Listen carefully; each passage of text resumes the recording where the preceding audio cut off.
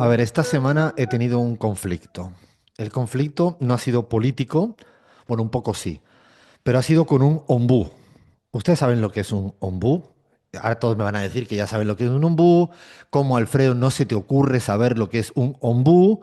Yo lo descubrí hace relativamente poco lo que es un ombú. Y es que tengo el ombú al lado de la casa. Al lado. Es, pero muy al lado de la casa.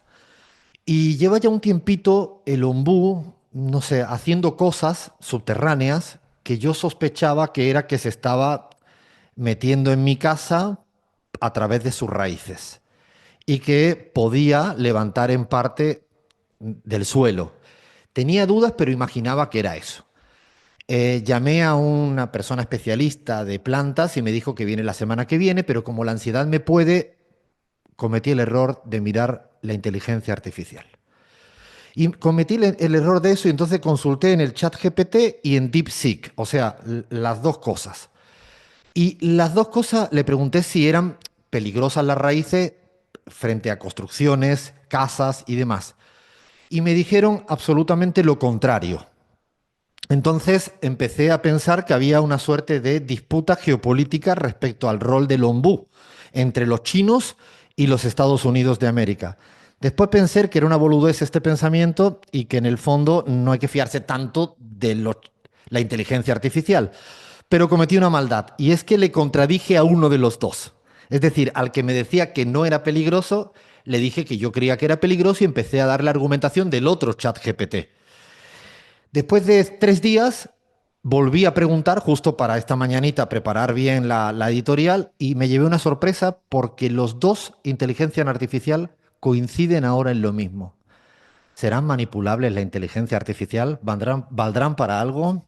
¿Estarán rivalizando geopolíticamente o serán mis boludeces? Arrancamos, dale play, Fer, pon buena música, levanta esto. Hola, hola, hola, ay, ay, ay. Hoy quería empezar con una música un poco más calmada de Valeria Castro, el borde del mundo, que me hace emocionarme realmente mucho. Es la banda sonora de la película que recomendé más de una vez, El 47, una historia real de un barrio de Barcelona, el Nou Barris, y que esta canción es cuando uno le quiere dar buena onda, no quizás para estar demasiado arriba, arriba, arriba, pero sí como para tener buena vibra, buena onda y tiene una voz magistral esta Valeria Castro y muy lindo. Todas las canciones son de este estilo, la descubrí hace poquito y vengo haciendo semanas que la escucho y la escucho y la escucho y me pone como con los ojos un poco llorosos, pero con una onda de buena vibra. Así que tenía ganas de compartirla con todos y todas nuestra audiencia traviesa de nuestra travesura radial llamada La Pizarra. Y qué ganas tenía de hacer radio y qué ganas tengo de contar tantas cosas. Y voy a hacer una petición a todas las emisoras que no sé, nos dejan hacer esta cosa que no sé cómo se llama, es radio, sí. Y es que hoy necesitamos 7 horas. Hoy tenemos material para 7 horas. Es que el mundo está tan enquilombado que pasan tantas cosas que es que si uno deja de hablar de las pelotudeces del señor Donald Trump llamado el arancel, o sea, ¿no? O de las, no sé, ¿cómo lo digo sin insultar? Sí, de las hijaputeces, es lo único que me sale, sí, sin insultar.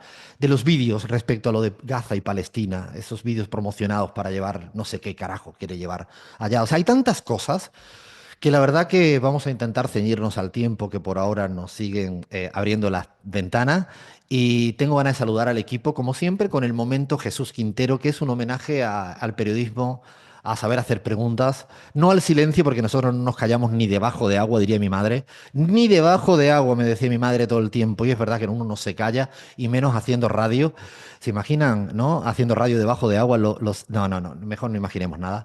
Voy a preguntar en este momento Quintero. Son preguntas de Quintero. ¿Se imaginan a Jesús Quintera?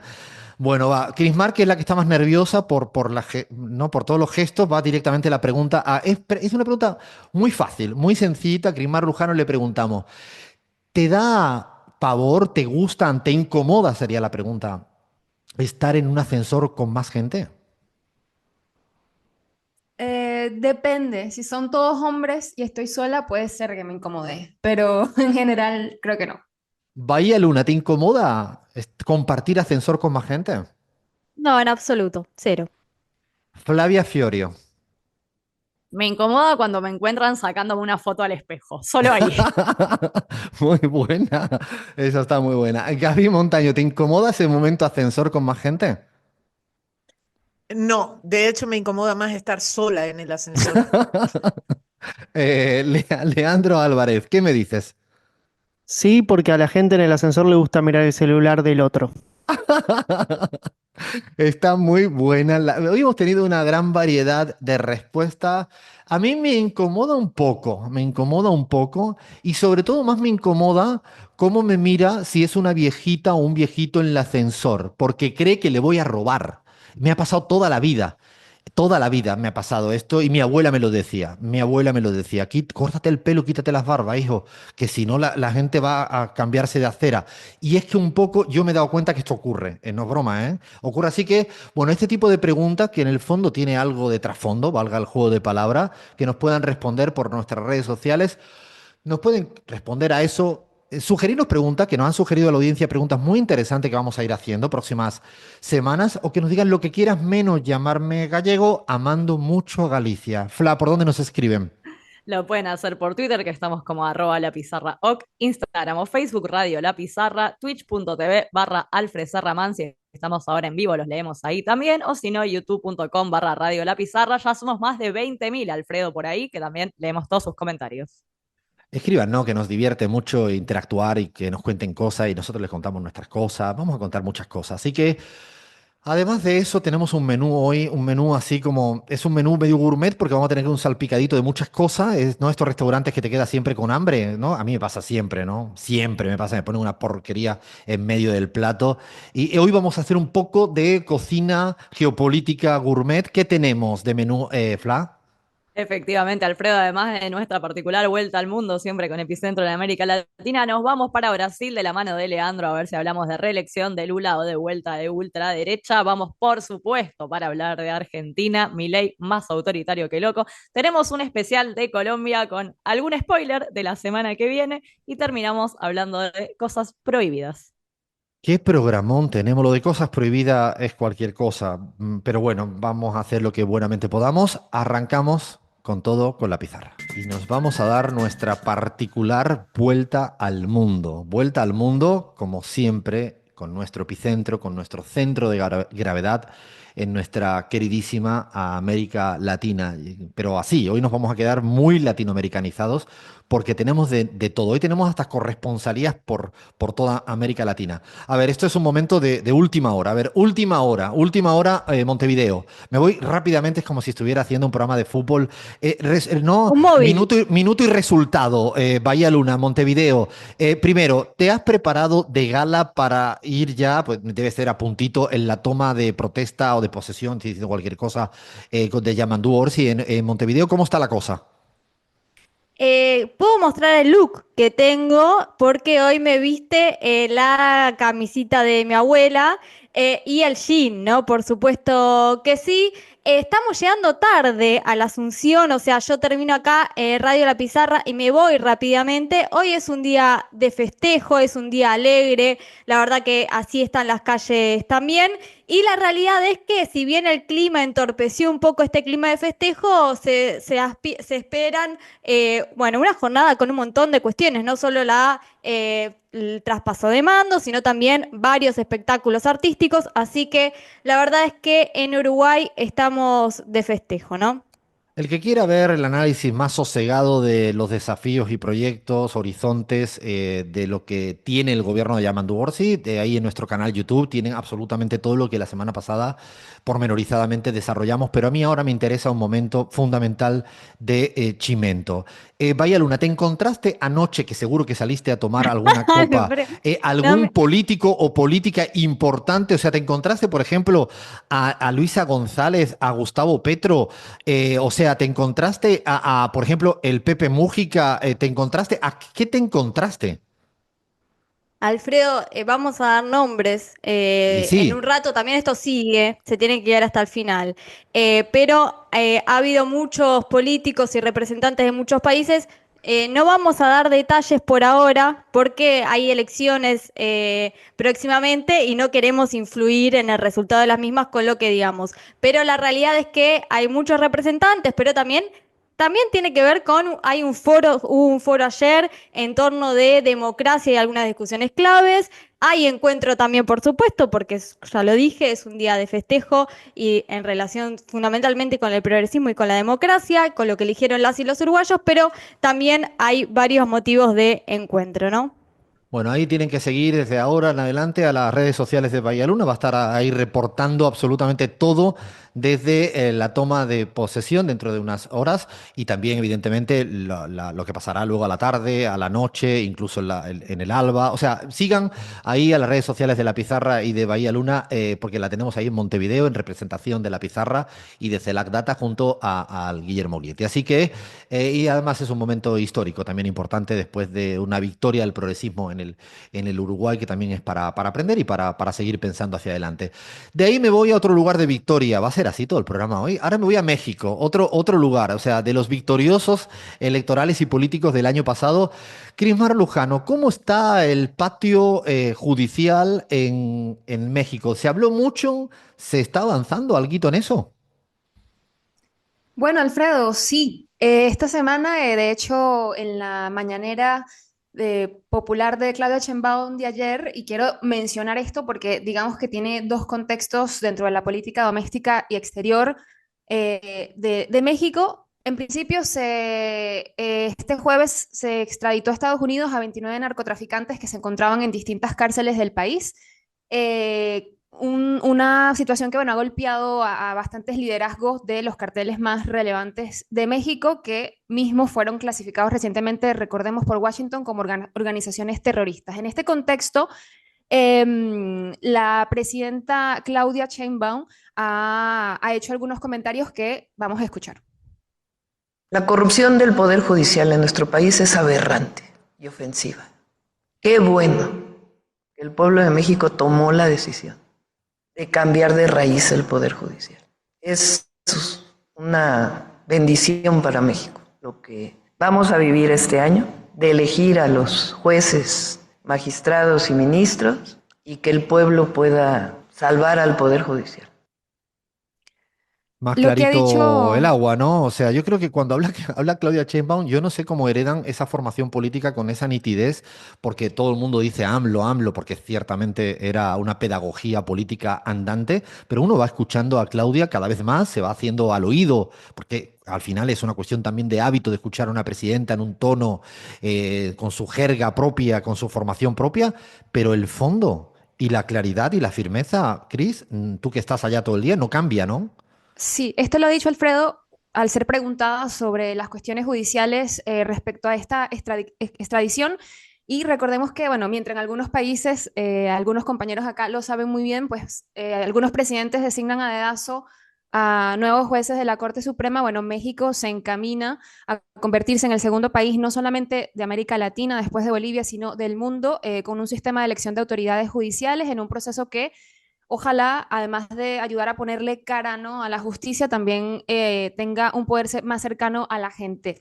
La selección de candidatos, Alfredo, sobre el proceso como tal, bueno, quedó a cargo de los tres poderes de la Unión, el Ejecutivo, el Legislativo y Judicial, que conformaron cada uno comités de evaluación para las miles de postulaciones.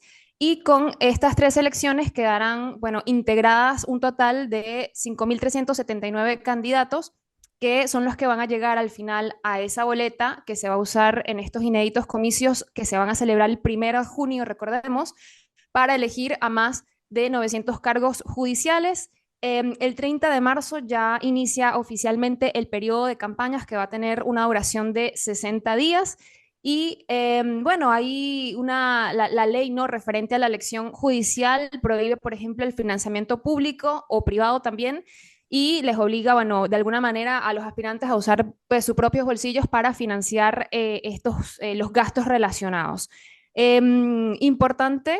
Sí, Cris, quería decir que esto me parece primero, fíjate que no es casual, es muy simbólico que sea un año después de la victoria de Claudia Sheinbaum, era parte de sus mesas políticas electorales y se va a cumplir con una elección del Poder Judicial que pretende democratizar, sanear, evitar la idea de que sea monárquico, los poderes fácticos judiciales y sobre todo ganar en eficiencia. Pero yo lo quiero plantear que debe ser un primer paso, no es el paso final. Porque hay que aprender también de lo sucedido en Bolivia, que se hicieron elecciones judiciales en ese primer paso, pero si después no se sigue trabajando con una política que acompañe los resultados, acaba el círculo, deja de ser virtuoso y pasa a ser de nuevo vicioso. Lo digo porque uno no es que espera que de un día a otro pasen los resultados electorales y cambie el sistema judicial en México. Yo creo que es un primer paso y entiendo que la presidenta, el gobierno Morena lo está viendo como tal, ¿no? Sí, creo que lo están viendo dentro del contexto de que el pueblo es el constituyente originario, ¿no? Y que tiene esa tarea de, bueno, además de documentarse, entender cómo funciona el sistema de justicia y elegir a quienes les van a representar, más allá de cómo funciona en este momento dentro de la justicia mexicana, pues por una cosa de parentescos. Recordemos que la presidenta Claudia Sheinbaum había comentado anteriormente, dentro del marco de una investigación mucho más grande, de cómo habían hasta más de 100 personas que estaban relacionadas, emparentadas directamente, es decir, familias de jueces y que al final llegan a estos cargos no por sus capacidades o profesiones, sino realmente por estar, pues, ser familiar de alguien. En cualquier caso, Alfredo, esto también, el tema de la extradición, pues entra también en un contexto de política exterior, ¿no? Un operativo masivo sin precedentes en la historia de México y recordemos que se hace o ocurre en el medio de las negociaciones entre México y Estados Unidos por, bueno, la intención de Washington de aplicar ese arancel del 25% de las exportaciones. El próximo 4 de marzo es cuando vence el plazo, ¿no? Que se había establecido en esas primeras negociaciones, va a ser, digamos, la fecha clave para saber qué realmente va a pasar, especialmente cuando Donald Trump, muy fiel a su estilo, ha cambiado de opinión no menos de 3 veces respecto a este tema. Así que, en cualquier caso, Claudia Sheinbaum lo que sí tiene es, bueno, la fórmula del éxito, ¿no? Cabeza fría para enfrentar bueno, con mucho éxito cada negociación que ha hecho con el presidente estadounidense, una característica sin duda de ese liderazgo que no solamente la ha hecho virtuosa frente a estos retos, sino que le dio la presidencia misma, ¿no? Yo creo que hay que seguir aprendiendo, no solo ya de la fase de Andrés Manuel López Obrador, sino en esta nueva etapa de Claudia Sheinbaum, con mucha firmeza, negocia porque la política obliga a negociar, pero una cosa es negociar y otra cosa es ser sumiso, ser sumisa, subordinada. Y yo creo que la reforma electoral, que fue lo que más le molestaba a los poderes fácticos desde Estados Unidos, y eso lo digo con buena información, era lo que más le molestaba a los poderes económicos desde Estados Unidos, lo que más le molestaba era la reforma de los órganos electorales, de los órganos judiciales, me imagino que es porque tendrían bien cooptado las viejas estructuras, no ha habido negociación respecto a una decisión soberana y además avalada por muchísimos votos, por la gran mayoría del pueblo mexicano. Vamos a seguir aprendiendo de México y de su presidenta Claudia Sheinbaum, que a veces es muy poco conocida o se le escucha no tanto en toda la región latinoamericana como nosotros creemos y nosotras que debería ser, tanto a ella como a Xiomara Castro. Próxima semana, de hecho, vamos a hablar un poquito también de Honduras. Tomamos aire y empiezan las curvas geopolíticas latinoamericanas en la pizarra. Y nos vamos con esta música, no podemos tener duda dónde nos vamos a Brasil. Nos vamos a Brasil con esta música que los que saben mover los pies le van a invitar a mover los pies, a los que con suerte movemos un poco la cabeza, podemos mover la cabeza con este tipo de música tan hermosa que nos lleva a Brasil porque tenemos ganas un poco también de ordenar cuál es el calendario, ¿no? Y cuáles son un poco los primeros movimientos tectónicos que se vienen dando en materia electoral y política en el Brasil. Yo, además, ahora mismo, si tú me preguntan a mí cuándo ganó Lula, debería empezar a ponerme nervioso, seguramente metería la pata, diría, no, a ver, vamos a ir hacia adelante, porque la verdad que no sé si le queda a Lula un año, tres o dos, no tengo ni idea. Lean, a ver, ordéname esto para ver cuándo tenemos que empezar a ponernos muy nerviosos, poco nerviosos, seminerviosos. Ordénamelo. Bueno, Alfredo, lo primero que hay que saber es que el 4 de octubre de 2026 a elecciones presidenciales en Brasil. El nuevo presidente asumiría el 1 de enero de 2027. Parece que falta mucho, pero en los tiempos de la política brasileña y sobre todo después de las últimas elecciones regionales, todo parece acelerarse, todo parece precipitarse y a partir de este año, de 2025, se van conformando un poco los perfiles y las principales, digamos, directivas y líneas directrices de campaña de cara a la presidencial.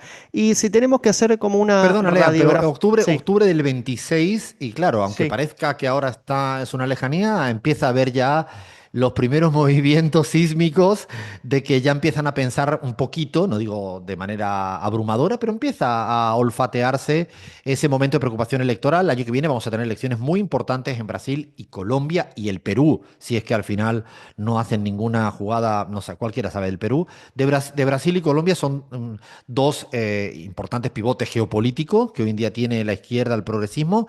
Así que por eso queremos ahora, a partir de esa fecha tentativa, ¿cuáles son los principales bloques que están hoy en día con ganas de ir ordenándose en el tablero electoral político en Brasil?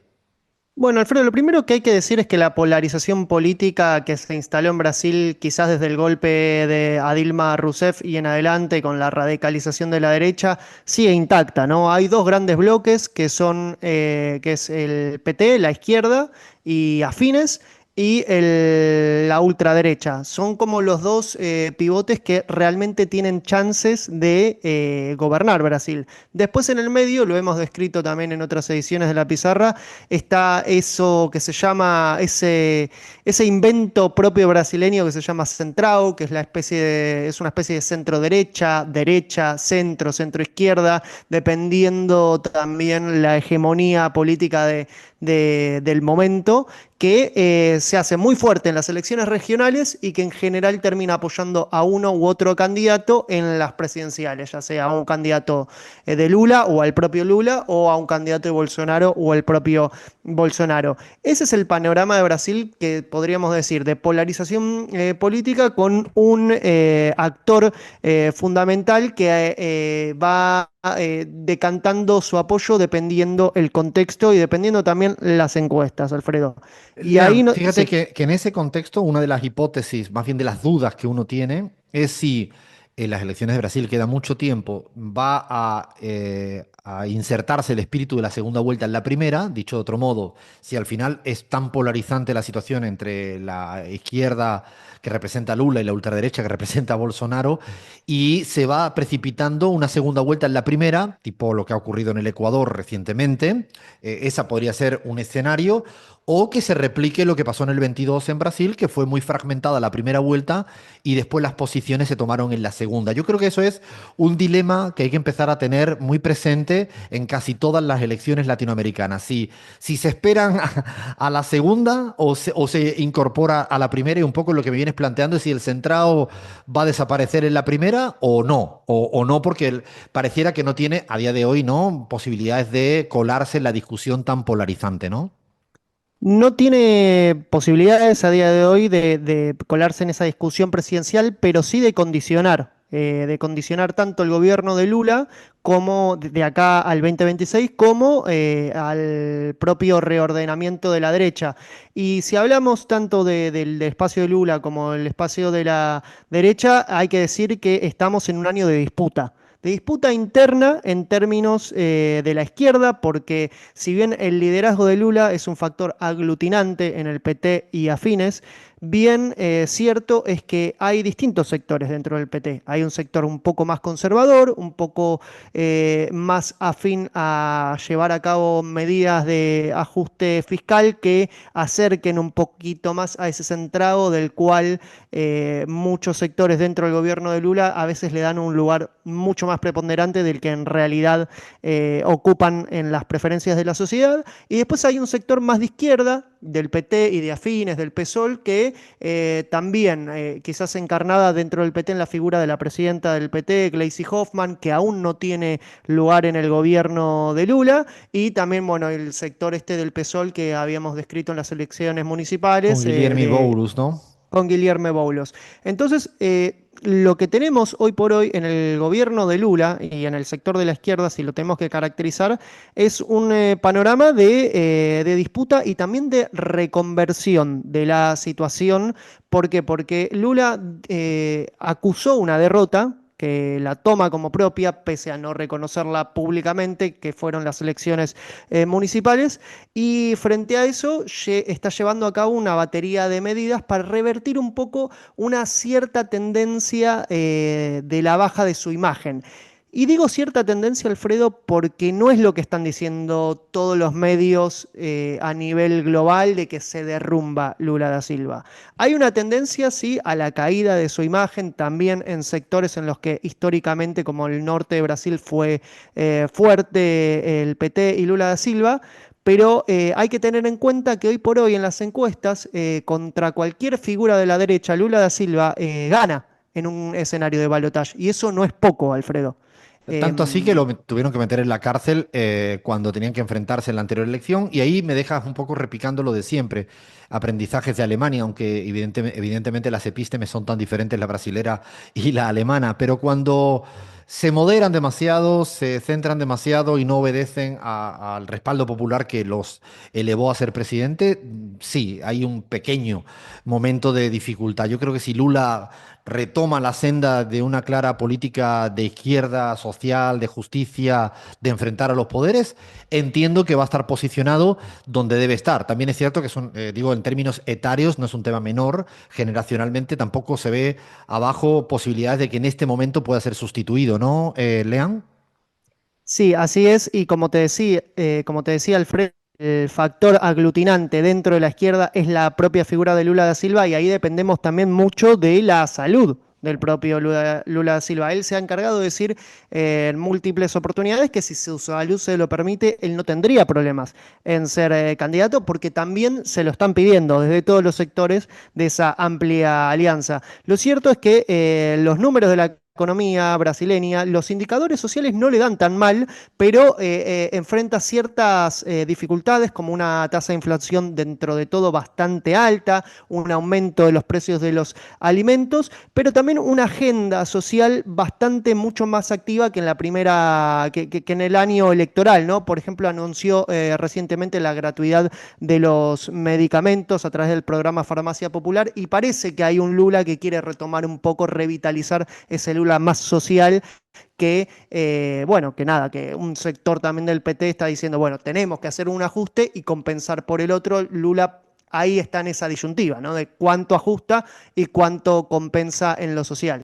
Cierto, porque en política económica Lula es donde tiene probablemente el sector más conservador al interior del propio Ejecutivo y le ha costado siempre y le viene costando a veces pues ser firme. Vamos a ir poco a poco, ir subiendo ¿no? la densidad de análisis respecto a Brasil. Es un país importante, muy importante y que queremos contarles. Si alguien tiene inquietud de ver un análisis comparativo de Brasil-Argentina, no se pierdan el último texto de Guillermo Olieti en CELAC Data, que por ejemplo dice que la sal vale 5 veces más en la Argentina que en Brasil, por ejemplo. Lo digo porque si bien es cierto que tienen un problema de precios, no tienen un problema de precios como los que hay en la Argentina. Así que lo digo ahí porque lo tienen en la página web de CELAC Data y merece mucho la pena. Vamos a seguir poniéndole el ojo a Brasil con Leam ya casi semana tras semana. Seguimos en la pizarra.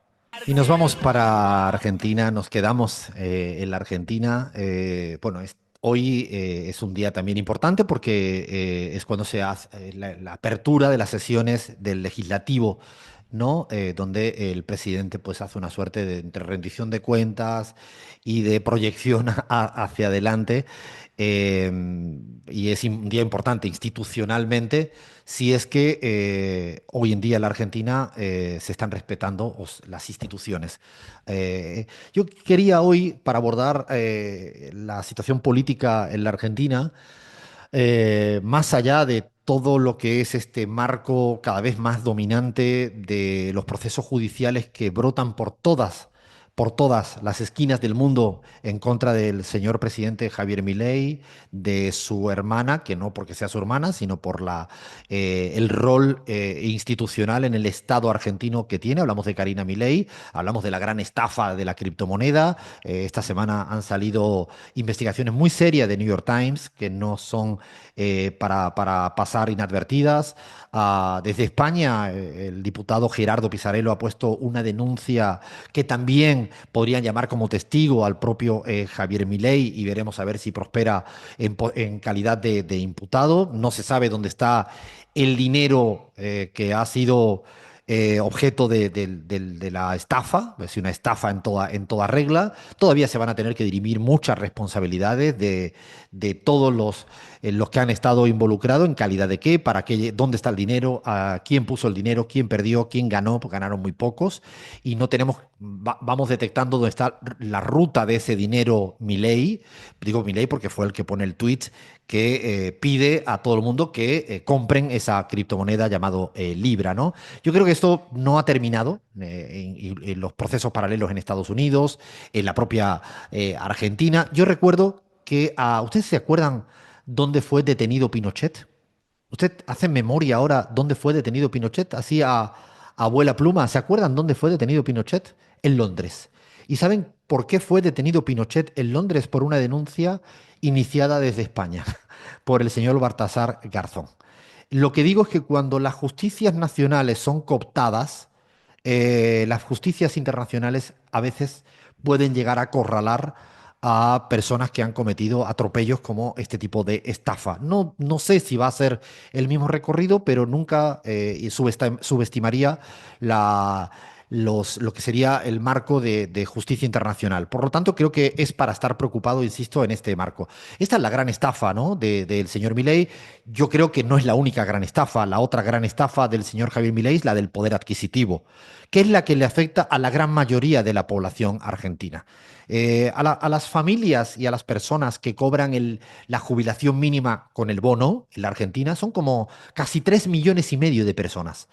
En estos 14 meses que lleva gobernando Javier Milei, por decisión propia del gobierno de Javier Milei, no es que haya sido casual, ni los mercados, ni la mar en coche, por decisión propia del señor Javier Milei, no ha querido actualizar la jubilación mínima acorde a la inflación, ¿no?, oficial. Y no solo eso, sino que además iba actualizando tardíamente. Por lo tanto, había un doble efecto negativo, el de actualizar a la baja y el de actualizar tardíamente.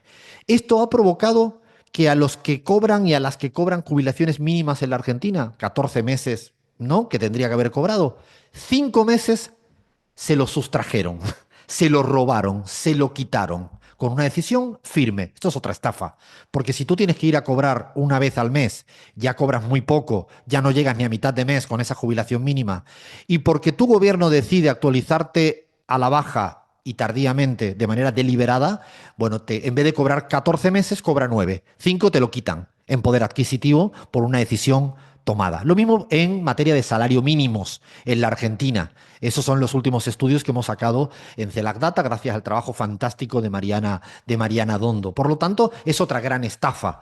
Yo creo que a Javier Milei lo que no podemos caer es en seguir categorizándolo, caracterizándolo con rasgos de la época de hace 2, 3 años. Los líderes políticos, las lideresas políticos, hay que tener constantemente una suerte de recalculando el GPS analítico. Dicho de otro modo, hay que ver cuál es la evolución o en algunos casos la involución. Hay que ir mirándolo porque no es lo mismo el señor Javier Milei de hace 4 años como panelista, de la cantidad de cosas que dijo e hizo, al señor Javier Milei de hoy en día. Y es importante ir ayornando, actualizando las categorías, los rasgos característicos del presidente Javier Milei. Yo creo que la categoría de loco, la categoría de disruptivo, la categoría de outsider, la categoría de auténtico, ¿no?, hasta para alguna gente la categoría de qué gracioso y simpático, dice las cosas como son, ¿no? Esas categorías, insisto, auténtico, disruptivo, loco, outsider, valiente, ¿no? Porque era capaz de enfrentarse a priori a todo. Esas categorías que yo creo que al principio de cuando emerge con fuerza en la política argentina, sirvieron para acercarse a ver quién era Javier Milei, que, ¿no? Para radiografiar políticamente a Javier Milei, yo creo que hoy en día son absolutamente inválidas. Yo creo que están tan desfasadas, son tan obsoletas. Yo creo que hoy en día Javier Milei tiene poco de loco, tiene mucho más de autoritario, tiene poco de outsider, tiene mucho más de casta, tiene poco de disruptivo y de diferente, tiene muchísimo más de déjà vu, de algo ya muy visto, tiene poco de auténtico, porque si uno ve las entrevistas editadas y censuradas, deja de ser un presidente auténtico. Yo creo que si hoy me atreviera a decir cuáles son esas categorías que me permite entender políticamente este gobierno encabezado y liderado por Javier Milei, yo pondría la palabra autoritario, pondría la palabra estafador, pondría la palabra cualquier cosismo, chanta, pondría la palabra fascismo, pondría la palabra déjà vu, pondría la palabra cruel y pondría la palabra perrito faldero. Son las primeras que se me ocurren.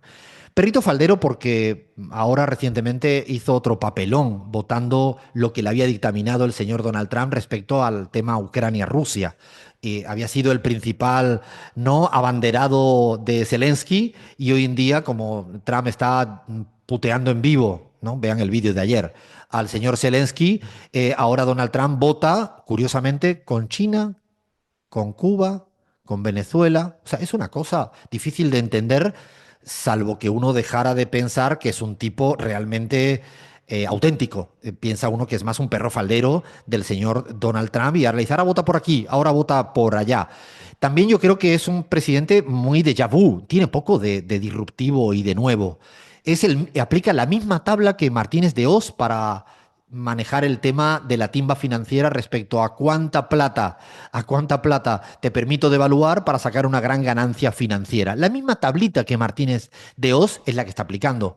Las mismas prácticas en el Congreso, las mismísimas prácticas en el Congreso de cooptar a senadores para que no le abran ni siquiera una comisión de investigación. Para ver qué ha pasado con el tema de la estafa de criptomoneda, ni siquiera eso ha planteado. Es decir, yo creo que es más déjà vu que disruptivo. Yo creo que hay que hablar de que hay un Milei absolutamente autoritario. Lo que pasó ayer de amenazar con la intervención de la provincia de Buenos Aires por el suceso fatídico de un crimen que duele en el alma, ¿no? Que ella haya aprovechado este tipo de coyuntura, además de la ruindad y mezquindad, haya hablado públicamente amenazando de que se debe de ir un gobernador electo democráticamente y plantea en un tuit público, porque además en esto sí sigue haciéndolo todo público, por lo menos lo de las estafas y lo de amenazar públicamente al gobernador de la provincia de Buenos Aires. Yo creo que esto es mucho más fascismo y autoritarismo que otra cosa. No solo eso, sino que además ahora quiere poner por decreto a los miembros del Tribunal Constitucional. Por lo tanto, también sigue utilizando las herramientas clásicas de presidentes autoritarios. Y no solo eso, sino que además insulta con palabras que huelen realmente horrorosas, porque huelen a nazismo y a fascismo, tildando de rata a todo el que piense diferente, ¿no? O utilizando jerga como que hay que exterminar los virus para aquel que piense ideológicamente distinto. A mí me parece que esto tiene nombre y apellido a lo largo de la historia, evidentemente en el siglo XXI, el nazismo, el fascismo, el franquismo, que yo creo que el señor Milei es lo que hoy en día está representando. Y por último, que era lo que creo que ya hemos dicho de mil maneras en la pizarra, es su cualquier cosismo, ¿no? El no tener rigor absolutamente con nada de lo que habla. Y disculpen el spoiler, pero esta noche lo que va a hacer es una suerte de cúmulo de cualquier cosismo. Hoy otra vez escucharemos el 17.000% de la inflación heredada, que para que lo sepan lo que hizo fue multiplicar el peor dato de inflación de un día en las semanas previas por 365 días. Es como si hoy no llueve, lo multiplica por 365 días y calcula el índice de lluvia en un año. Es como si el Barça, que esta semana metió 4 goles, lo multiplicamos por todos los partidos que juegan un año y nos salen no sé cuántos goles de promedio. O sea, bueno, este es mi ley aplicando cuestiones a la economía, a los temas de defensa. Es decir, la falta de rigor, ¿no? De base académica seria y ese cualquier cosismo constante. Bueno, yo creo que son categorías que a mí me huele más de cómo deberíamos de caracterizar hoy en día a Javier Milei. Solté todo esto porque tenía ganas de provocar también este tipo de debate a la hora de entender a Javier Milei. También quiero escuchar un poco de corolario, si sirve a Gaby, de qué ha pensado desde afuera y desde adentro de esta evolución, involución de Javier Milei en términos de identidades políticas. Bueno, me vino mucho y de nuevo muy fuerte mientras hablabas la primera reacción que tuvimos en la pizarra luego de la estafa cripto. Y hay algo que eh, tú lo has dicho de diversas maneras y muchas veces, pero que con la estafa cripto se pone muy patente. Y es que estos señores no estaban lanzando una meme coin porque sí y para ganarse unos cuantos pesitos solamente, sino que era un ensayo para tokenizar Argentina. Es decir, ellos querían llevar la economía argentina a multiplicado por 1000 la experiencia de la cripto estafa. Entonces, ahí, Alfredo, cae perfecto todo lo que estás caracterizando de mi ley.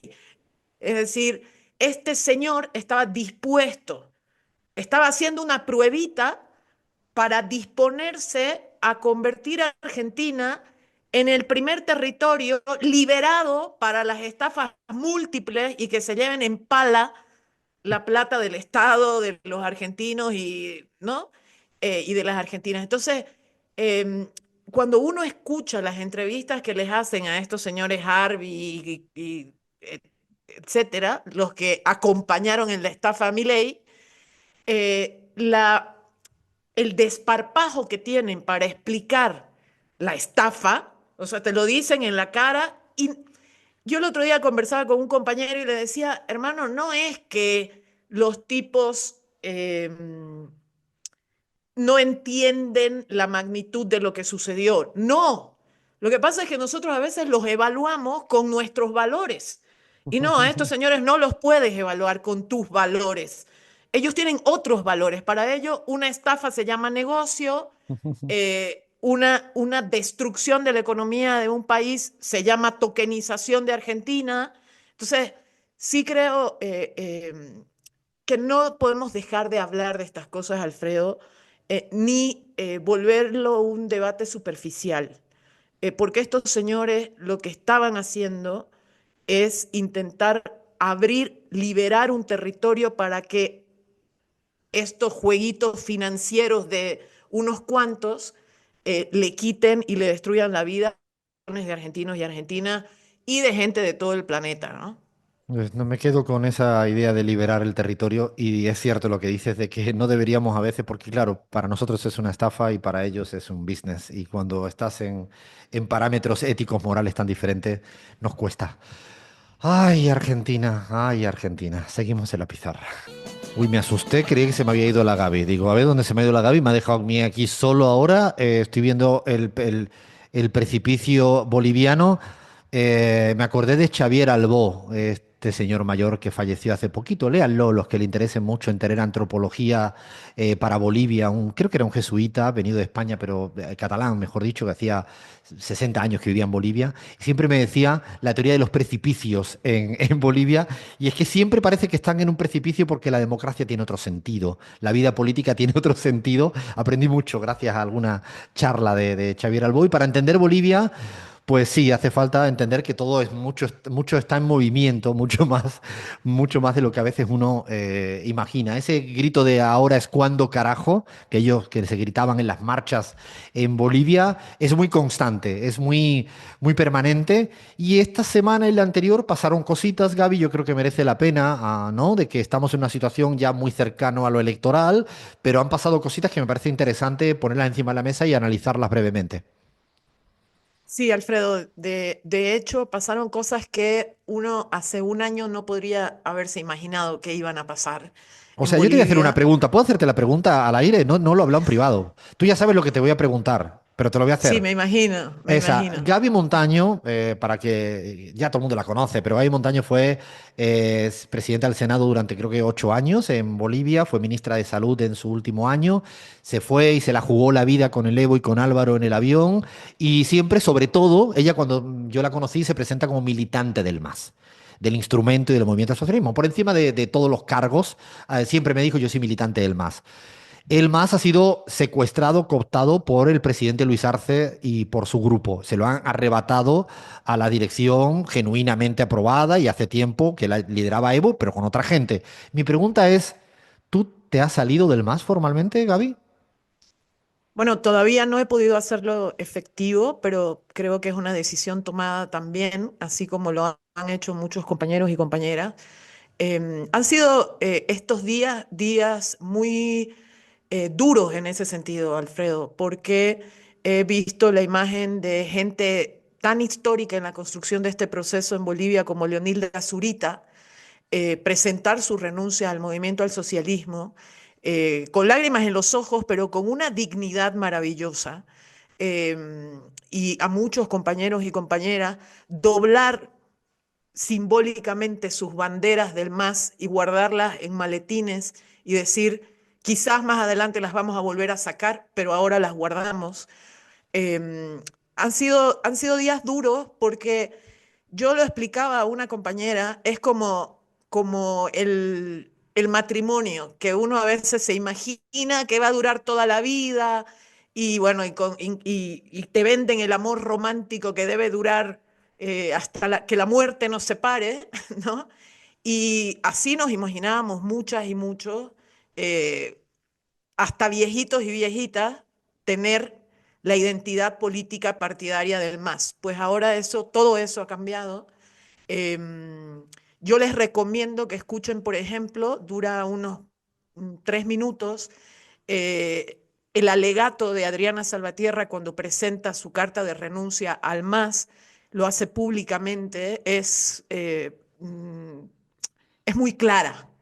Adriana Eh, Salvatierra, una de las figuras políticas jóvenes también más relevante y más masista de las personas, yo creo que entre Gaby y Adri, que las conozco bien a las dos, creo que habría una competición de quién es más del más y que Gaby, que Adri, Adriana Salvatierra haya hecho esto y haya dado este paso, dice mucho de la dificultad para cualquiera de nosotros. Como si a mí perdonen la frivolidad, pero si me dicen mañana que deje de ser andaluz o que deje de ser del Barça, ¿no? No, es innegociable. Bueno, pues yo creo que esto es resultado, insisto, de que el presidente Luis Arce ha cooptado las siglas del MAS. Entonces, una cuestión táctica, porque hay democracia liberal y hay que presentarse a unas elecciones que están a la vuelta de la esquina, toca dejar esto, que yo creo que la historia puede ser momentáneo.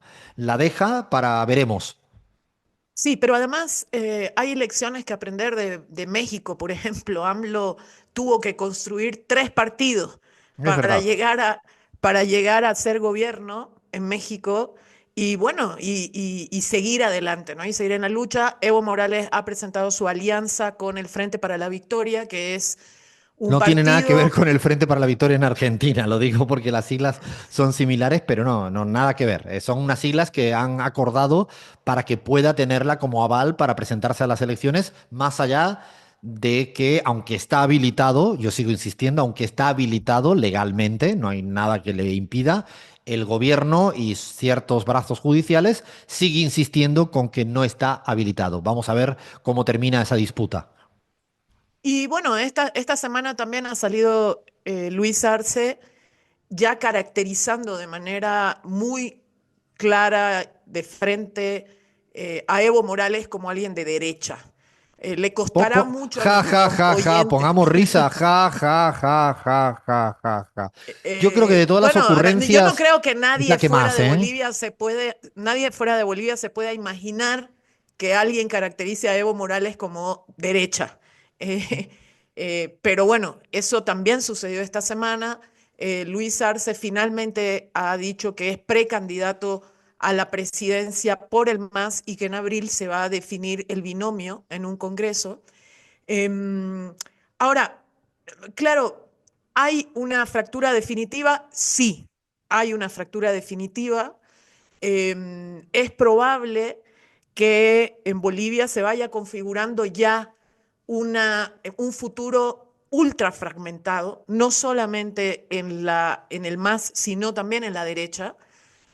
Vamos a tener probablemente en agosto de este año, después de las elecciones, una composición de la Asamblea Legislativa que tenga al menos 6 bancadas, ¿no? Si no son más. Y esto, claro, Alfredo, ¿cómo se puede dar un escenario ultra fragmentado con una polarización tan grande como la que sigue habiendo en Bolivia? Y estas dos capas hay que saber leerlas. Hay fragmentación, pero también hay polarización. ¿Cómo? Bueno, aquí lo iremos viendo en las próximas semanas. Es difícil todavía, incluso muy difícil de ordenar cuántos candidatos se van a inscribir, por eso preferimos ser pacientes hasta la vuelta de la esquina y lo iremos contando. La gran duda es si efectivamente le permiten lo que hoy en día creemos, después de haber hecho muchas consultas jurídicas, es que Evo Morales está habilitado.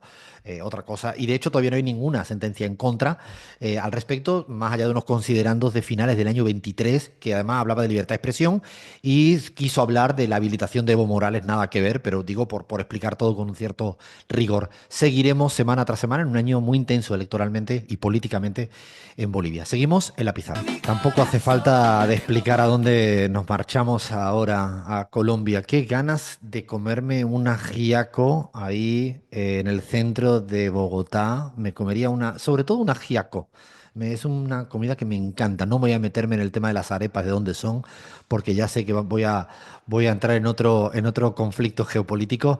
Nos vamos a Colombia porque lo habíamos avisado la semana anterior y vamos a cumplir en parte. Y digo cumplir, no es una palabra elegida al azar, la palabra cumplir, y ahora van a entender por qué.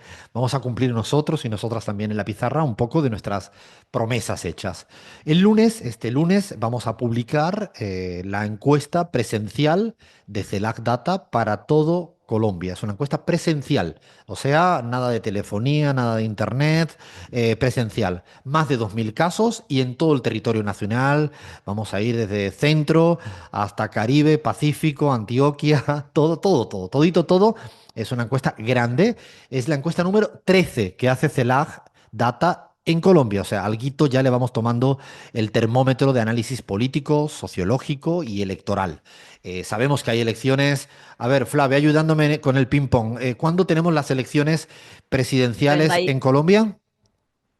31 de mayo de 2026, primera vuelta. 31 de mayo, ya queda no tanto, ya va quedando Ah, unos poquito, casi un año y un poquito más. Y recordamos que además las legislativas van un poquito antes, 8 de ¿no? marzo de 2026. O sea, ya está todo el mundo como pendiente al año electoral. Petro acaba de cumplir 2 años y medio de gobierno, ¿no? Desde que ganara las elecciones en el 22 y tomara posesión aquel 7 de agosto del año, creo que 2022. Lo recuerdo bien. Además lo recuerdo bien porque ese día sí tuve la suerte de estar en la Plaza Bolívar, estando allí presente y escuchando ese momento donde quería la espada de Bolívar allí delante, inclusive del rey de España.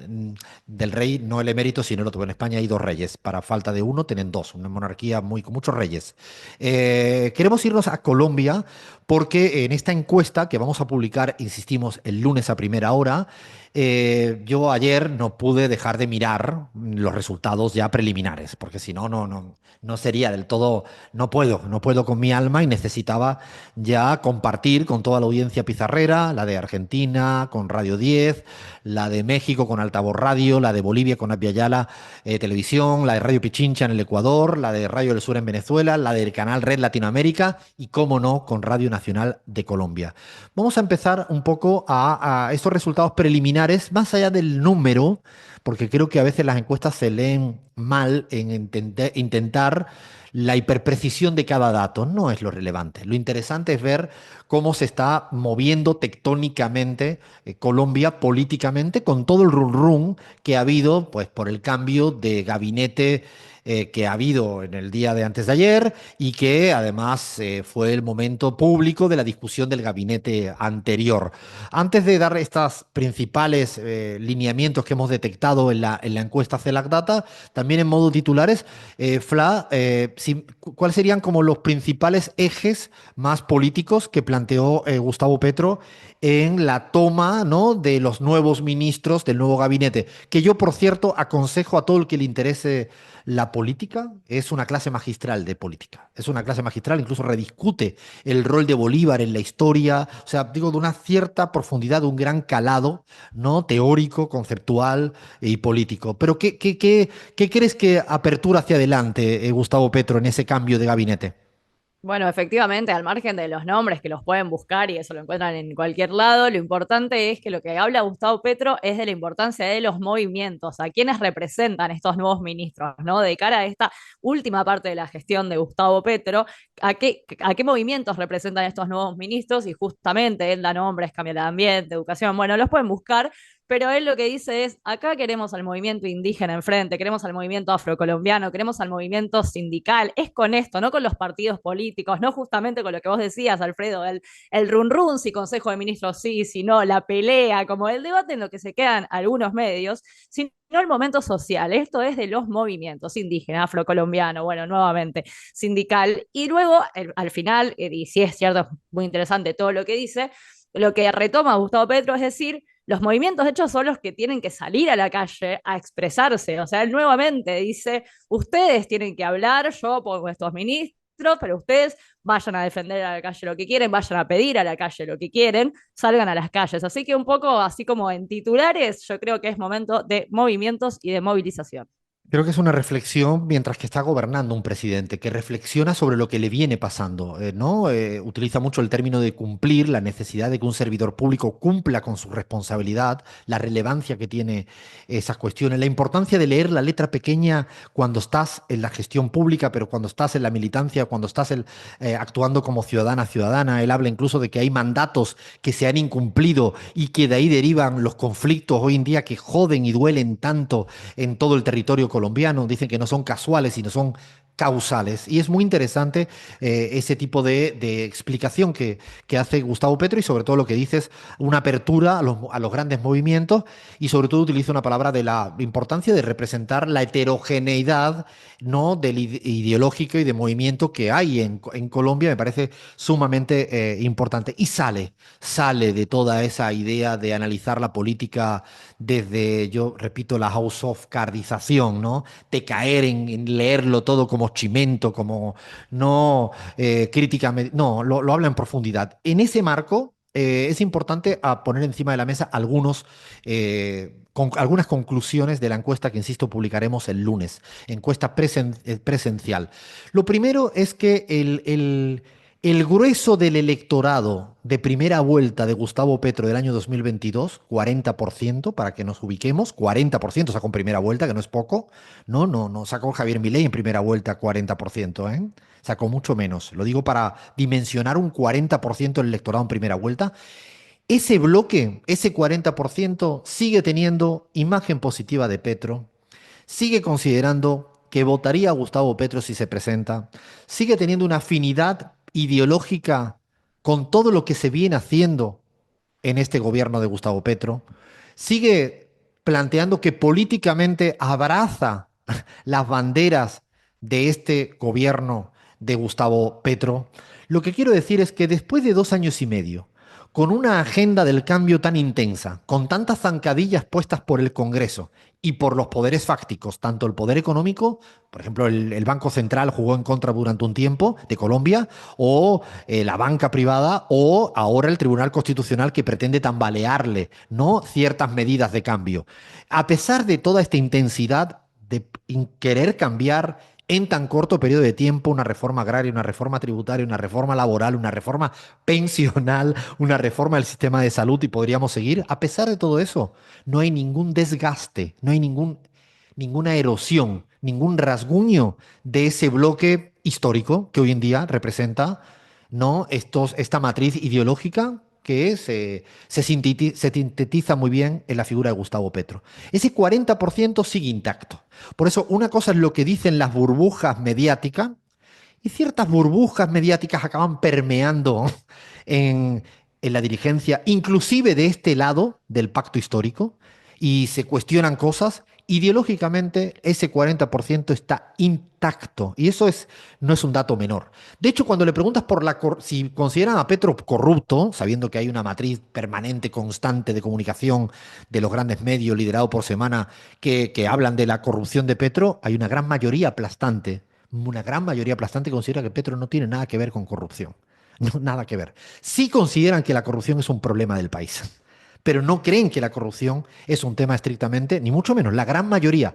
Gustavo Petro además ha logrado que gran parte del voto de segunda vuelta, y esto es fundamental, el que le llevó a ganar en segunda vuelta, que no le votó en primera, pero que le votó en segunda, este voto no es hostil, no es anti-Petro. Sí puede ser más crítico en la gestión en materia de salud, o más crítico en la gestión en materia de tarifas y combustibles. Eso sí, pero de ahí no lo traduce en rechazo al presidente Gustavo Petro. No lo traduce en decir yo no voy a votar jamás a este gobierno, o le voy a dar la espalda, o soy antipetrista. Esto después de 2 años y medio, con esta intensidad, yo recordaba, Gaby, algunas encuestas que nosotros hemos analizado cuando Luis Arce se cae en picado después del segundo año. Es un momento, un clivaje, ¿no?, un momento de inflexión fundamental. Bueno, Gustavo Petro 2 años y medio después sigue teniendo un gran aval, pero además en materia, insisto, programática, ideológica, de imagen positiva, de intención de voto. Eso es fundamental. Permítame que haga alguna cuestión. También hemos analizado a los opositores.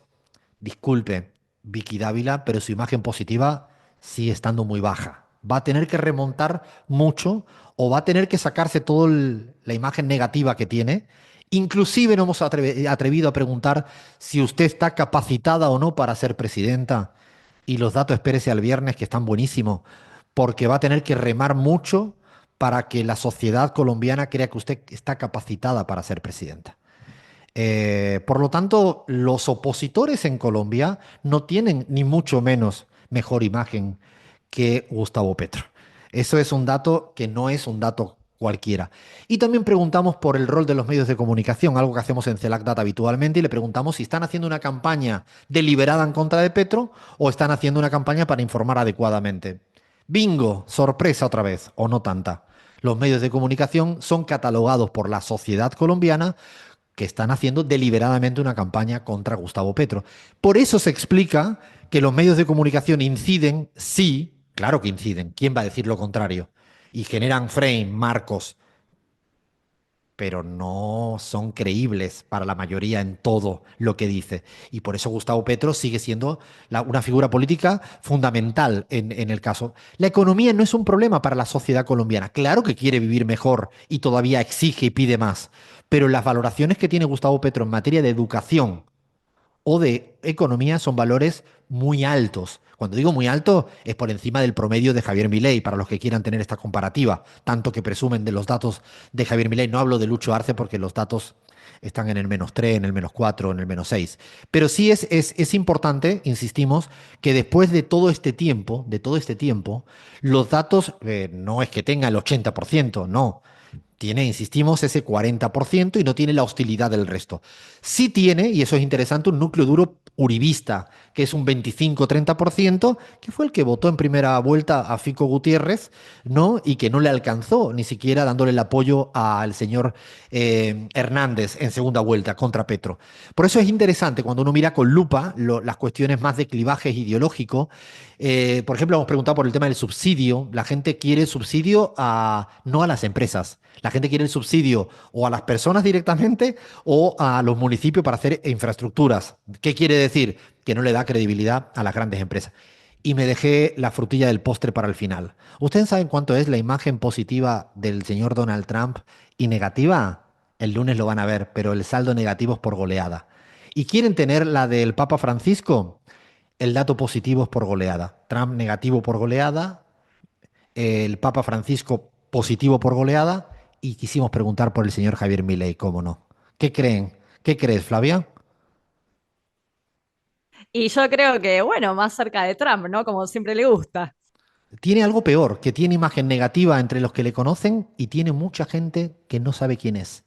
Lo que quiero, Lo y que es le debe como, haber dolido eso que dijiste, Alfredo. es una reflexión, porque no le ponemos presidente de Argentina, le preguntamos a la gente por Javier Milei, por el nombre. Y es muy interesante cómo hablamos a veces tanto de personajes que para la gente que se levanta temprano y se acuesta tarde trabajando no tiene tanta importancia. Lo siento, Milei. Quizás en ciertos sectores financieros ahí sí tienes buena prensa o ya no tanta, bueno, no sé. Eh, el lunes sacaremos y seguramente durante la semana vamos a ir analizando en redes sociales en la pizarra, en CELAC Data, todos estos números ya con hiperprecisión. Así que queríamos compartir un país importante con un análisis también importante. Seguimos en la pizarra. Esta voz es que me quiero mezcal ahora. Perdón, esto no se puede decir al aire, ¿no es cierto? Disculpe. No, no, me evoca lindas cosas de México. Qué bonita música mexicana para nuestro momento yapa. Para nuestro momento yapa, que es nuestro momento del rigor. Es el momento en el cual ahora es fundamental que yo ahora ponga a todo el mundo aquí en escena para que se vea todas las caras del rigor y de las ojeras.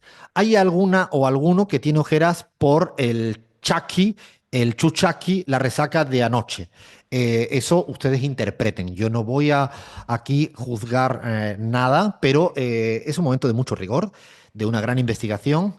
Y en tiempos de libertades, por cierto, yo quiero darle un besito a todos los andaluces y andaluzas que ayer fue mi día, el Día del Pueblo Andaluz, y además en un momento habla levantados y que pidan tierra y libertad, ¿no? ¿Cómo que no? Pero eso vale para Bolivia, para Andalucía, para cualquier sitio. Y me voy directamente al momento de en tiempos de libertades, cosas prohibidas. O sea, en tiempos del, no sé, el boom de las libertades, hemos investigado, sobre todo ha investigado Bahía Luna, no sé si ahí trabajaste con ChatGPT, con DeepSeek, bueno, no sé, la materia de investigación, fuiste a la bibliografía de la Universidad de Buenos Aires, o sea, no sé. Academy, sí. Investigación, entrevistas en Ah. profundidad y fuimos a bibliotecas también. Mucha biblioteca. Estos son datos siempre que vienen de las bibliotecas y es que, si, no sé, como cosas prohibidas hemos encontrado en tiempos de libertades. Creo que no sé si lo vais a hacer coralmente, si nos vamos a pelear a la primera de cambio, si tú misma, vaya. Todo puede pasar. Vamos a hacerlo con Fla y con Crismar. Y tenemos dos grandes grupos, Alfredo. Esas cosas más normales que están prohibidas y también las cosas más raras y extrañas que también están prohibidas y no lo sabíamos. Redes sociales, por ejemplo, TikTok, Alfredo, Telegram y WhatsApp. Los audios de 10 minutos que nos has mandado ¿Están hoy a prohibidos? Gabriela y a mí.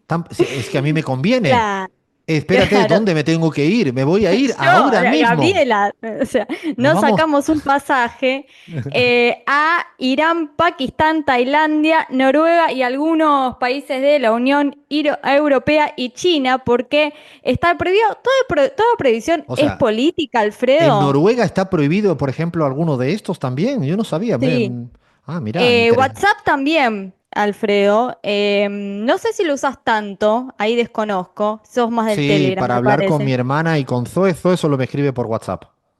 Bueno, Corea del Norte, Guinea, Emiratos Árabes, Birmania y China está prohibido el WhatsApp. Y también TikTok, que generó también mucha polémica en estos últimos meses porque está prohibido en Estados Unidos, Reino Unido, Canadá, Bélgica, Dinamarca, Nueva Zelanda, India, Nepal, Taiwán y Australia. ¿Será porque es Justa- chino?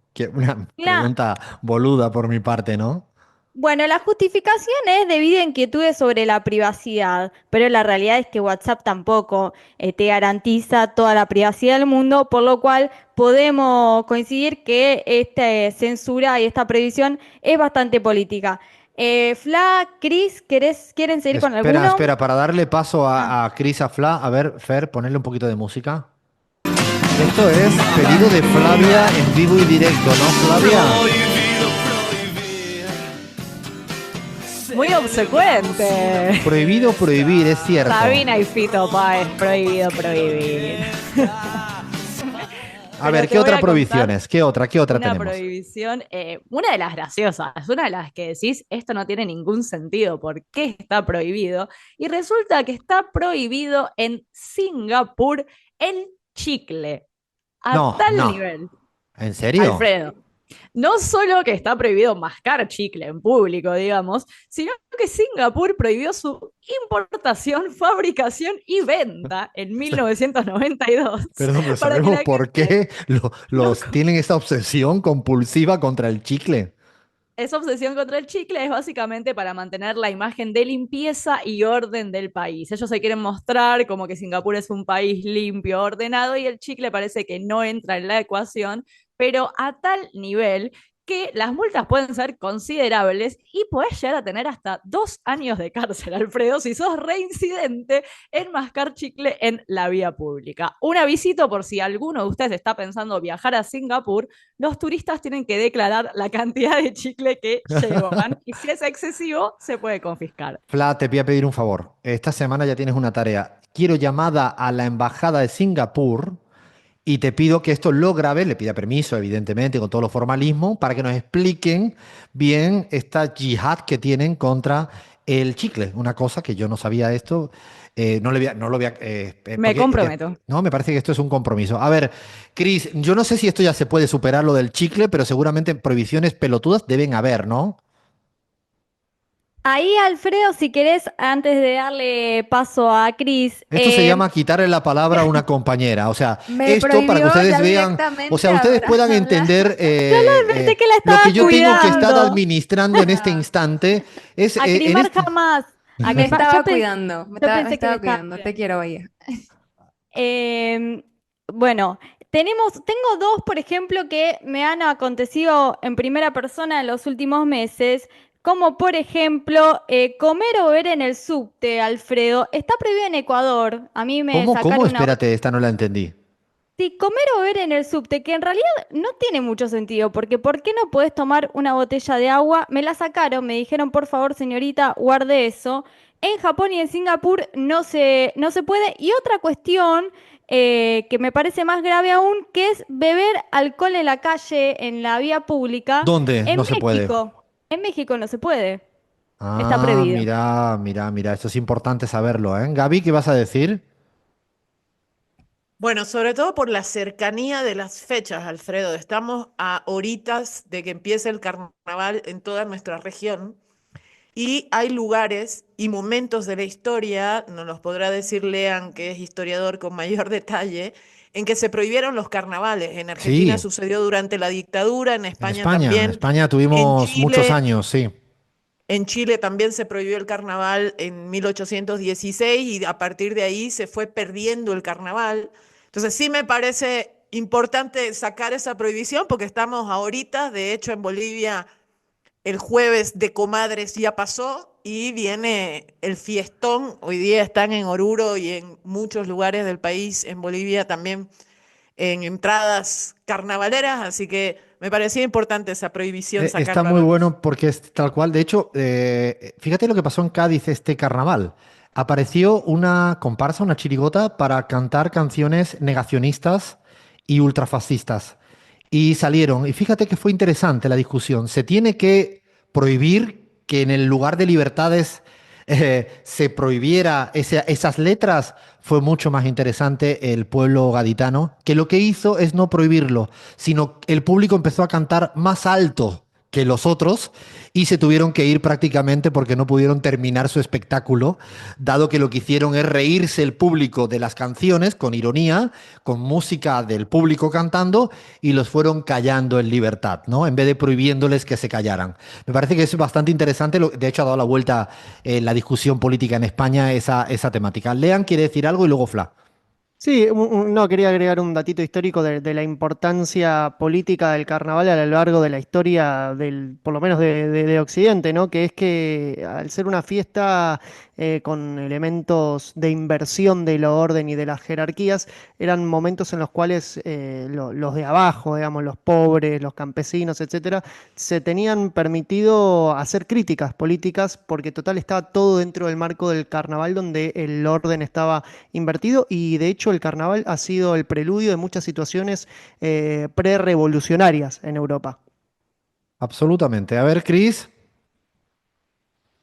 No está esto en nuestra investigación, pero me acabo de enterar de una fuente muy Uy, Dios fidedigna mío. que Nuestra está fuente. totalmente prohibido, escuchen esto, totalmente prohibido morir en el Parlamento británico. O sea, si te No, quieres no, morir, no no, te no, puedes no, morir. Cris, no Lo nos leí, lo metamos. leí.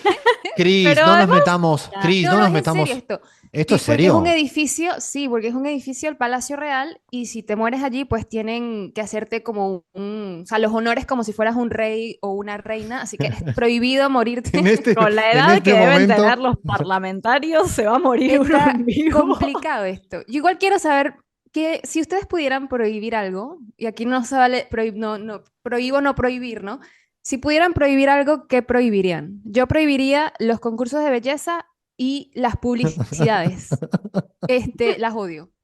Uy, uy, Yo uy. prohibiría. Cris tenía ganas de decir esto y ha dicho, mira, Claro. yo voy a preguntaros, pero yo lo que quiero decir es que estoy harto de lo de esto. O sea, aquí hacemos terapia grupal, cada uno va soltando. Yo he soltado lo del ombú, que lo tenía toda la semana, el ombú. Cris ha saltado con el esto. Es verdad. A ver, sí, está buena la pregunta. Bahía, ¿qué prohibirías? Los audios en volumen alto cuando estás en el bar, yo soy un poco Mm, chusma, pero tampoco me interesa escuchar la conversación del otro. Hay una forma para hacerlo de manera silenciosa, así que eso lo prohibiría. muy interesante. También me lo suscribo. Ya voy dos que suscribo. Flavia, ¿qué prohibirías? Yo sin lugar a dudas, y esto lamentablemente me ha pasado de ver, o sea, pero lo prohibiría porque lo he visto, la gente que en el subte, en el colectivo, en el metro, etcétera, va limándose las uñas o cortándoselas. Pedazo de asqueroso, hacelo en tu Cortándosela. casa. Me ha pasado ver Igual personas eso no limándose las uñas molesta y tanto. corta. ¿Cómo no te va a molestar una uña cortada al lado tuyo? Ay, Se abrió la qué primera horrible. interna, se abrió la primera interna y yo no me la esperaba. Si yo hubiera imaginado unas internas al final del programa, lo que menos me imaginaba era si a favor de cortarse las uñas bueno. Lean, ¿qué prohibirías? Bueno, yo prohibiría hablar en el ascensor. Está bueno esto, ¿eh? También me lo rebanco, ¿eh? Nos ahorra a También los tímidos, un intercambio que no queremos. me gusta. Gaby, Me cuesta mucho prohibir. No puedo, Cris. Me Fuiste cuesta un legisladora, mundo algo prohibir. tenés que haber prohibido en tu vida. Eh, Decilo. Que la sí, gente puede coma ser. mal, no Los sé. volúmenes altos en espacios públicos me molestan y me parece una falta de respeto con los demás y con las demás. Creo que es lo más cerca a prohibir que tendría. sí, totalmente de acuerdo en eso también. O sea, sí, sí, el tema de ruidos me pone bastante nervioso. A ver, más prohibiciones que tengamos por ahí, no sé, Cris, Vamos Flau, Bahía. vamos con Tengo las una. raras, y después le paso la palabra a Flau a Cris. Dos raras. Había una legislación hace no tanto en Argentina que prohibía remontar barriletes, salvo que sea en el Parque Saavedra o la Plaza Irlanda, como si uno lo Espera un hiciera momento, en cualquier barriletes son cometas, son, cometas. ¿cómo se llama? Sí, Papalotes. Papagayos Pa- en eh, Venezuela. Volantín, volantín. digo, por si acaso, hay que decir todos los nombres porque aquí como somos tan Y poliglotas, perdón. Y A ver, más. otra rara de Colombia, no hace tanto estaba prohibida la interpretación de los sueños, pronósticos o adivinaciones. Esa no la suscribo para nada. Estaría presa directamente. Así que Cris o Fla, ¿quieren agregar alguna? No, hay una muy buena que yo pensé que eso, voy a prejuzgar a uno de mis compañeros, pero yo pensé que Leandro en las prohibiciones iba a decir que quería prohibir a la gente que va con parlantes en la calle, así en la playa para poner música. Ah, Ven como lo conozco, también, me pone cara de también, que sí. Sumo esa absolutamente. prohibición. Hay mucha gente que odia eso, pero hay otros países como Holanda o algunos países asiáticos que prohíben no particularmente esta cosa del parlante, sino a el músico callejero, pero con una aclaración que es si son desafinados. Porque dicen que el músico Ese. callejero desafinado no colabora Está al como para oído pensar, ¿eh? colectivo. Espérate que está como para pensar, ¿eh? Está como Pero vos, para pensar. te lo voy a decir así, Alfredo, ¿vos te acordás de Sass? Sí, claro. Bueno, Sass empezó con un video como música callejera. Está No, bien, está todo desafinada no bien. era, Cuando cantan pero bien, bueno. sí. Pero sí, claro, si yo mañana me voy a un restaurante y empiezo a cantar con mi voz barítona, es una muerte para el que esté comiendo. Pero entre gustos y colores, quién tiene la autoridad para decir que estás desafinado o no? O que no me gusta tu música o sí, Eso ¿no? es verdad. Es un debate este, ¿eh? Así, ¿tú no lo prohibirías, Chris? No. O Igual sea, en México hay algo que no, es que en Venezuela, perdóname, pero no es que voy allí a canta querer, todo Dios pero también, canta todo el mundo. en la Ciudad de México hay, no sé cómo se llaman estos instrumentos que son como de la época de hace mucho tiempo y suenan muy mal, la verdad. Suenan muy mal y esto me van a funar, como dicen en México, pero eso también lo prohibiría. Ya está bueno, no queremos escucharles Este es más. el momento, nos estamos metiendo todos y todas en un charco. O sea, yo estoy viendo cada uno como entrando en un charco lentamente. He ido viendo a Chris, he ido viendo a Fly, he ido viendo a Bahía. A ver, ¿qué más? ¿Qué más provisiones raras? ¿Qué tenemos por ahí más? A ver, digan. Tenemos dos más, no tan, sí, raras, porque besarse en público está mal visto y está prohibido en varios ¿Qué lugares del dices? mundo. No, Sí, o sea, no nosotros me los parece correcto. románticos que vamos como adolescentes besándonos por ahí, no podríamos ir, por ejemplo, a China, a Nigeria, a Dubái o a Etiopía. En Marruecos también está mal visto. Bueno, en estos países no es muy común. Y otra prohibición un poco rara, pero que tiene un poco de sentido, bastante te diría, que es tomar fotos sin consentimiento. Que eso me parece que Interesante, es interesante eso. interesante, porque en México está prohibido y también en España, Alfredo. ¿Esto lo dices porque te han hecho muchas fotos en público y por eso lo querías Suele lanzar, pasar, Bahía? Bahía la de la pizarra.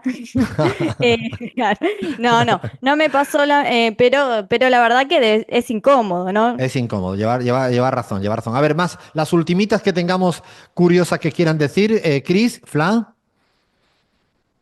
Bueno, sigo si quieren. Una Sí, más. sigan quien ¿Hacemos? quieran, sí. Fla, ¿querés agregar alguna? Todo tuyo, Bahía. Yo ya me aburrí de prohibir.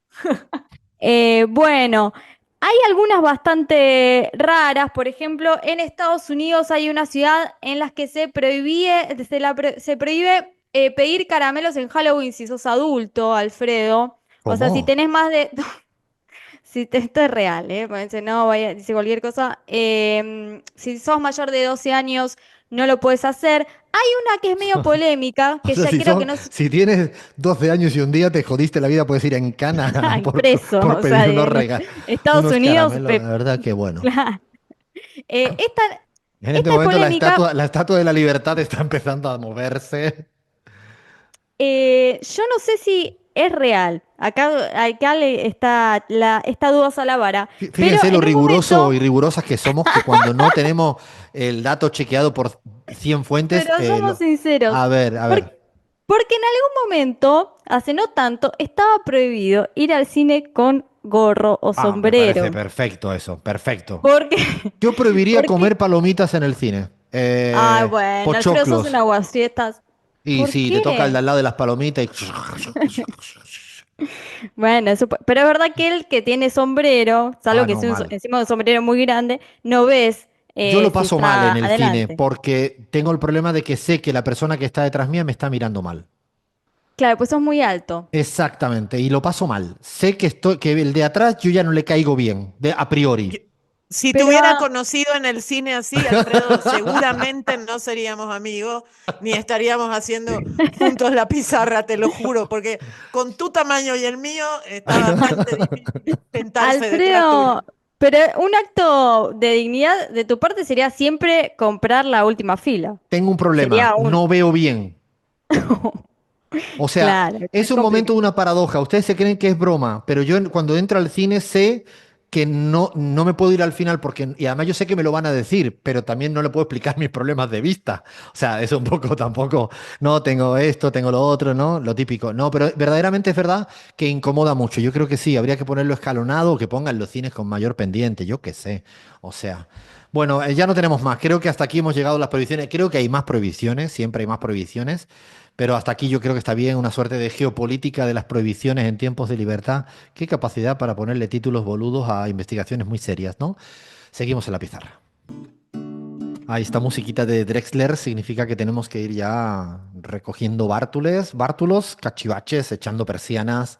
Toca ir despidiéndose hasta la próxima semana para seguir haciendo esa travesura radial llamada La Pizarra. La verdad que felices, contentos, contentas de seguir haciendo esto, radio aquí con el equipazo que tenemos. A ver, Lean, le tenemos que dar, como siempre, las gracias a un montón de gente que hace posible lo imposible y hoy es que tengamos gente en México, en Bolivia, en Uruguay y en la Argentina.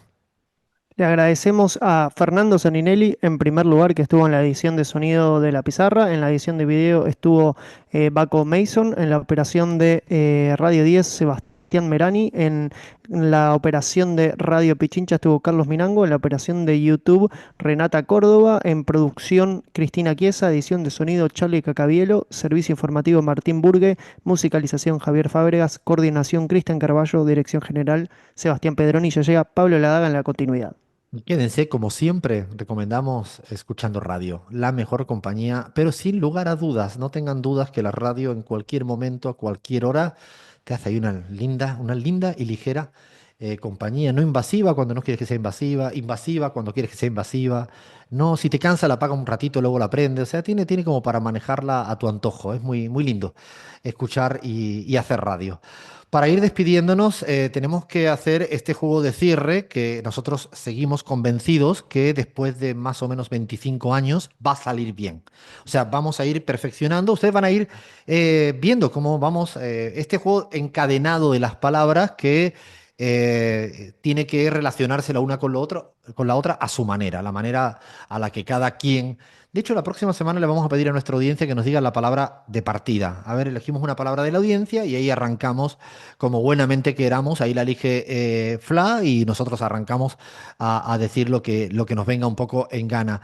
Yo sé que ya me han pedido que yo no empiece porque si no, no estoy en igualdad de condiciones con el resto, pero voy a empezar. Entonces, ya ven que no creo tanto en las asambleas y todas estas cosas. No, nunca creí mucho. No, no. Me iba a meter en otros charcos yo solito, pero ya que estamos hoy de charcos, no, la palabra y empiezo en el orden que vaya ahí diciéndole palabra y nombre y así seguimos, ¿vale? Pizarra, Bahía Luna. Palabras. Flavia, Travesura. Crismar, Equipo. Gaby, Antigua. Leán, Eh, no pasa de moda. nos quedamos con el no pasa de moda. Yo creo que no está nada mal el no pasa de moda y que empiece con pizarra y que termine con no pasa de moda, me parece que está buenísimo ese tipo de relación. Nos vamos ya ahora sí, pero antes una amenaza presente. Somos la pizarra y hemos venido para quedarnos.